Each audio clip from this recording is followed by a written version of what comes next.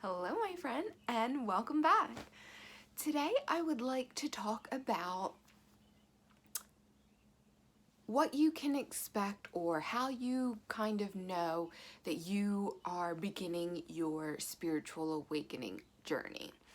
Because I feel like once you've been on your spiritual awakening journey, and I would like to remind you that it is a journey, it is not a destination. You do not spiritually awaken, period. It is more of a ... your spiritual awakening. So, it's something that continues on, and because there's always ways to evolve. There's always ways to grow. There's always ways to learn. And you're constantly learning new things, because the truth of spirituality and what is actually real, honestly, I believe that we will never actually be able to know or comprehend as humans. And that is just my personal opinion.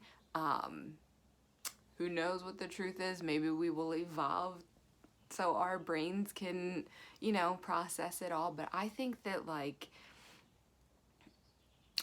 we can't truly understand exactly all there is, because I feel like it is much more complex yet simple on the very deepest level of us all being one. But I do think that all those little things in between are extremely complex. And who knows what is real and what is the truth. And that's the first thing I want to talk about, is that when you are starting to go through your spiritual awakening journey, it can feel like, what is real? You start to learn that you are, I don't want to say it in a negative way, but just for explanation purposes, that you were wrong about a lot of things. A lot of things that you thought were true, and a lot of things that you were extremely dogmatic about. You come to find, like, it's a little more gray than I thought. Life is a little more gray than I thought. And let's take an extreme example, because this is an example that really, when this clicked for me, it changed my outlook on everyone. So let's take someone who does something horrendous, a child abuser. And I'm not trying to trigger anyone, and I know this can be triggering. However, I think that that's something very obvious that we can be like, that is wrong. There is no excuse for that. Those people deserve the highest punishment they can. This is wrong. It's very easy to go down that road. However, when I started going through my spiritual awakening journey, the idea of hurting people, really started to hit home. And when you talk about when people hurt people in a horrendous way, and you talk about, and then you're like, well, that is a hurt person. You can start to not understand. You don't have to understand. It's not trying to justify it at all, but you can kind of see that someone who, commits a horrendous act is a hurt person. And this drove home to me when I don't know why I ended up watching this video, but it was a video of basically like a sociopathic little girl. Like, this girl was literally like 7 and had tried to kill her brother multiple times, like had done horrendous things. And then it just clicked for me, because I was looking at this child who, they didn't say what kind of trauma that she experienced, but she experienced, and there's a technical name for it, and obviously I don't know it, but she experienced like a severe trauma when she was an infant. And when you experience trauma as an infant, it does something different to your mind. It can cause your brain to disassociate, and you become a sociopath, unable to feel. So through therapy and everything, you know, they started to ask this girl, you know, why do you want to hurt your brother? And she said, because I want someone to hurt the way I hurt. And it's making me emotional right now, but it really, really drove home the idea that hurt people, and that when someone hurts someone else, it is a lot of times because they want someone else to hurt the way they hurt. And let's take the example of childhood abuse, abusing children. A lot of people that do that were abused as children in the way that they are now abusing children. Whether it be physical abuse, sexual abuse, a lot of times those people have come under abuse. Or like, how about, you watch those like Criminal Minds. I can't watch shows like that, but I know a lot of people do. And then you see like these men that abused and murdered these women, and they're serial killers, and it's like totally horrific. And then they go into their backstory. And then a lot of times they had extremely abusive mothers. They had drug addict mothers. They had, and then you can see the correlation of the mother, because like when you are a child, you are birthed by a mother. That is how we all got here. It is biological and instinctual for us to want to depend on our mother, for us to look to our mother for that nurturing. We are children. We have parents for a reason. And then, so when that is not provided for you, or even in turn, then you are abused and you are not, you don't have that kind of mother. And then so you can kind of see that correlation of their mother figure in their life, and then them taking that out on women later in their life. And a lot of times it's like that seed, and it kind of just snowballs and builds, and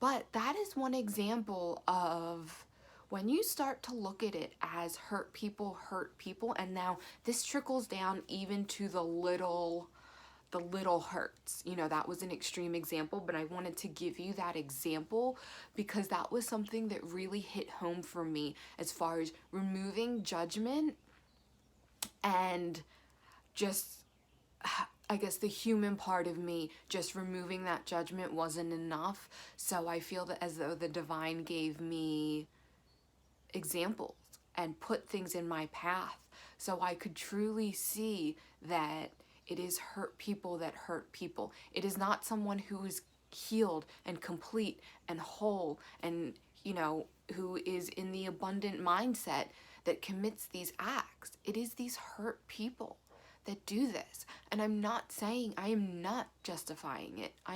That doesn't make it okay. But it makes it, it was just eye-opening to me about pointing out where I'm being judgmental. And, because like I used to feel very dogmatic about that, very much. If you hurt someone else, that is wrong. You are wrong. And I'm not saying that you're right. I'm not saying it's right. But when you realize that it's stemming from such a deep place of hurt in the person committing the act, you're able then to remove a little bit of the judgment there. And that was something that was eye-opening and kind of rocked my world at the beginning of my spiritual awakening. And I think that when you are starting, and it continues, your world continues to get rocked. But I think that I'm less surprised now when my world gets rocked, because I'm just like, well, I mean, nothing is as it seems. So I should have known, sometimes when I look at things like quantum physics, it's just mind blown, and even when Sometimes even when like I'm asking for a sign for the divine and I get that sign, like my mind is still blown. Like our world is not as it seems.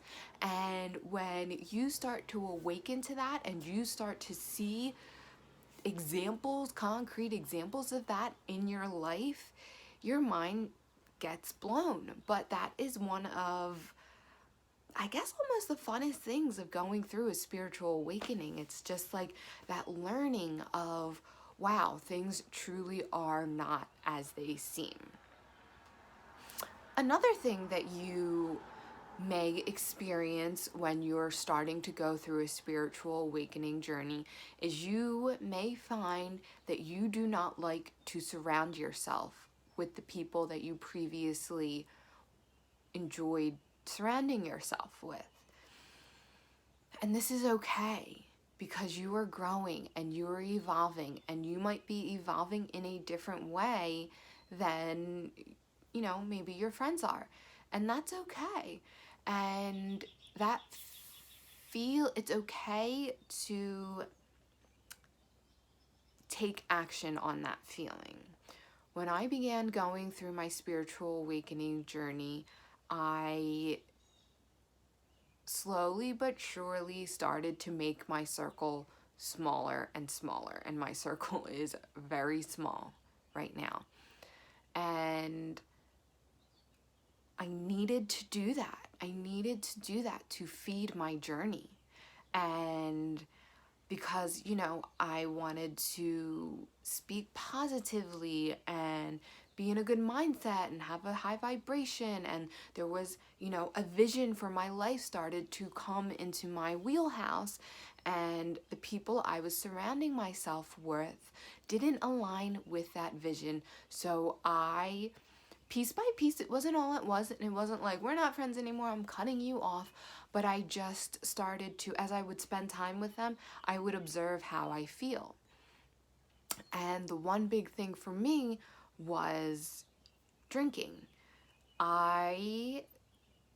As I started to go through my spiritual awakening journey, and I also think it was just also coupled with the fact of getting older, I wanted to just drink less and less. And I was just like, going out for a few drinks was not fun for me anymore.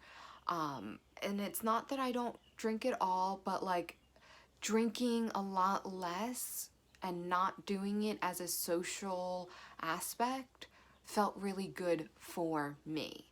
And when I was surrounding myself with people that was their main social activity, I knew that that was something that no longer resonated with me and that I would have to cut out. And slowly and surely I did. And, it's okay to not want to do the things that you wanted to do before. So it's not even just people that you might not want to surround yourself with. The activities and the things that you think are fun may start to change. When you start to go through your spiritual awakening journey, it can feel like all kinds of chaos. Things are coming up to be healed. You don't want to hang out with your friends anymore. You don't want to do this. You want to talk differently. You want to act differently. You want to feed your body different things. And it can be extremely overwhelming because, then you get the comments like, oh, you're so different. You're different. It's like, well, yeah, I'm growing. I'm evolving. I'm human. Like, you're growing and evolving too. You just don't realize it, And bringing your awareness to your growth and your evolvement helps to accelerate it. So people who are not, say, not spiritually awakened and not working on themselves at all, and, because I've known people that are like, I'm not into that personal development shit, like, whatever. What they don't realize is they are growing and evolving too. They just don't realize it. And it's just bringing your awareness to it that kind of accelerates it, and that makes it more visible to others, because you are, I don't want to say you're accelerating and growing and evolving faster than other people, but you kind of are. Or you're just evolving differently. Because remember that we are all divine beings incarnated as humans. Therefore, all humans are divine. So it's not that, like, you know, it's like, oh, I'm going a lot faster than you, I'm gonna know a lot more than you.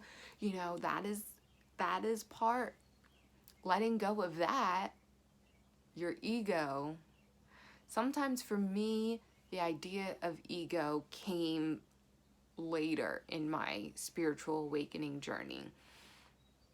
And but it could come right away for you as well. But that idea that you're evolving quicker or faster or better, or someone's evolving not as good as you, is your ego.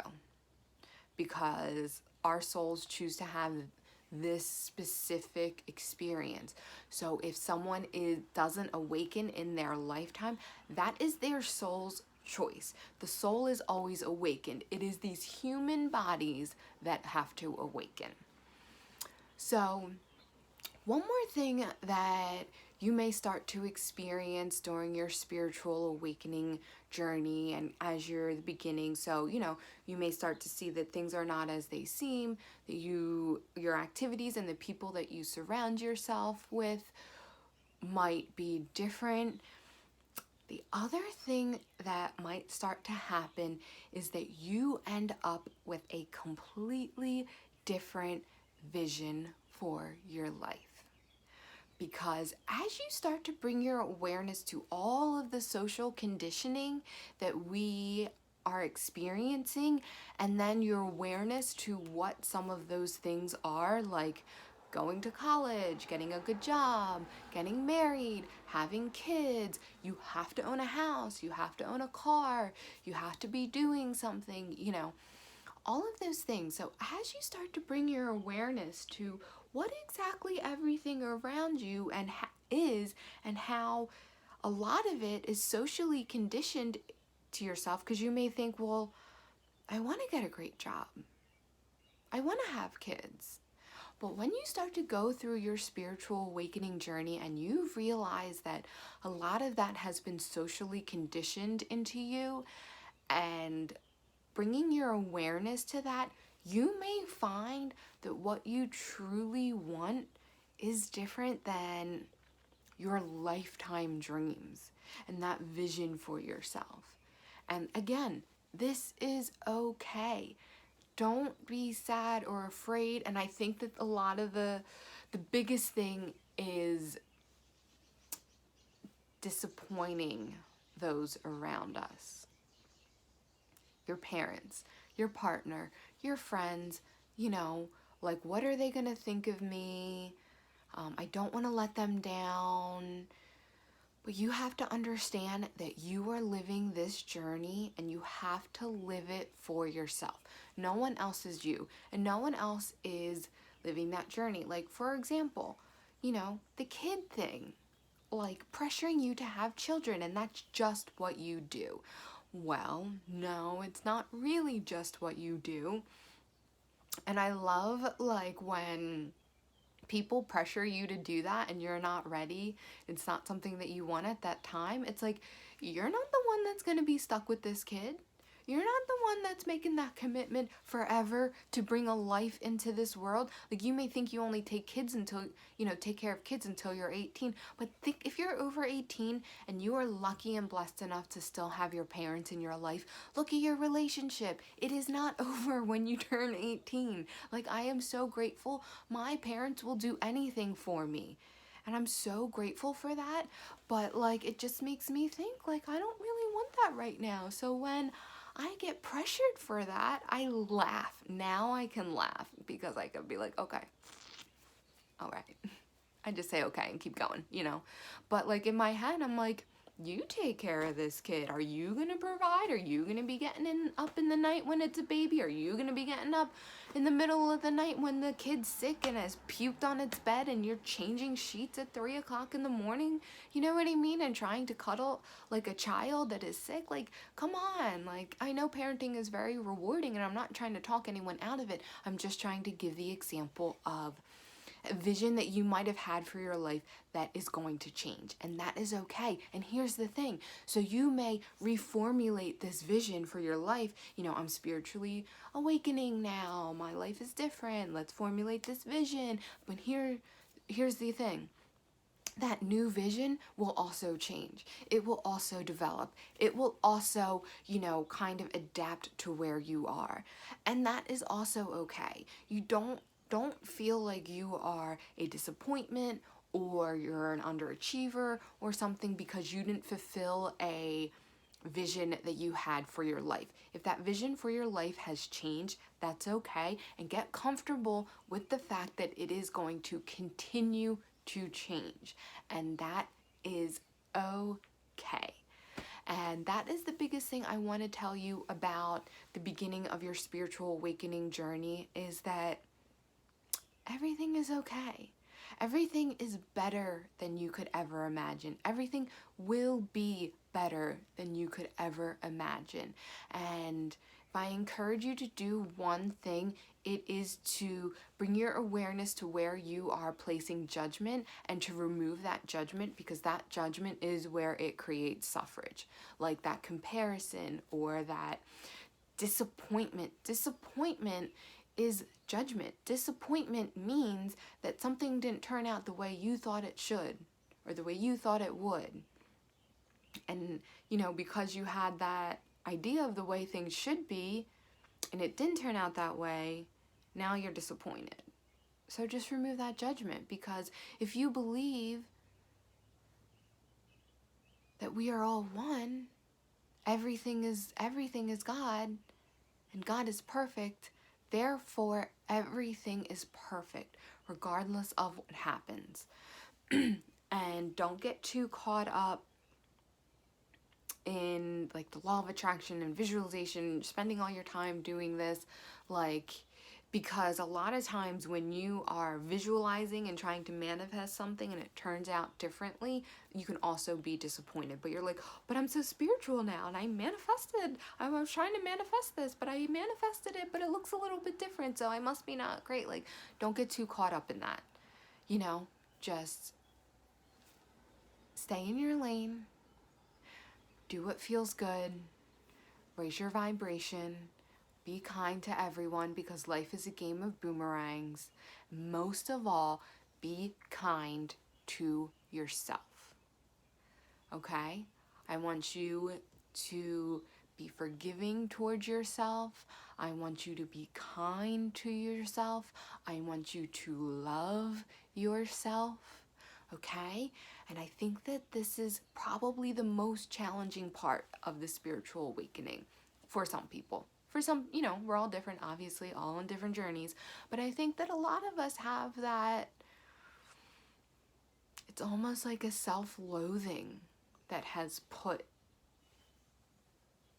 been instilled in us, to make yourself uncomfortable to make someone else comfortable. In some instances, that's okay, but not in general. In general, and the reason why you have to love yourself the most and first is because when you realize that life is a game of boomerangs, but you don't care how things come back to you because you don't have that self-love, then you are not putting out good boomerangs and the good ripples and the kindness. And that is where the hurt person hurts people. So when you start to truly love yourself and forgive yourself and shine that light and that love, that unconditional love, remember that God created us perfectly. We are works of art. There are over 8 billion people in the world, and we are all different. If that is not creativity at its highest level of creation, then I don't know what is. I mean, could you make 8 different billion things as the human you? Not really, but understand your higher self, the higher you, did. So why wouldn't you be in absolute awe of yourself? And that is what the divine wants most for us. Because when we are able to truly embody the knowing and the truth of us all being connected and us all being divine, and so why wouldn't you be in absolute love with yourself? When you start to embody that, that is what you want to put out. That is what you effortlessly put out. Those boomerangs. And that is best for the collective. It is best for you. It is best for me. It is best for the divine, best for our guides. You know, it is a win, win, win, win, win, win, win, win, win, win, win, win, win. Okay? So that is our message for today about the beginning of your spiritual awakening journey. And this has been an amazing journey, and I absolutely love it. To me, there is nothing better than spirituality. And if you are just starting to awaken, I want to welcome you to the community. And my name is Anne, and I want to thank you so much for tuning in, and I hope to see you tomorrow.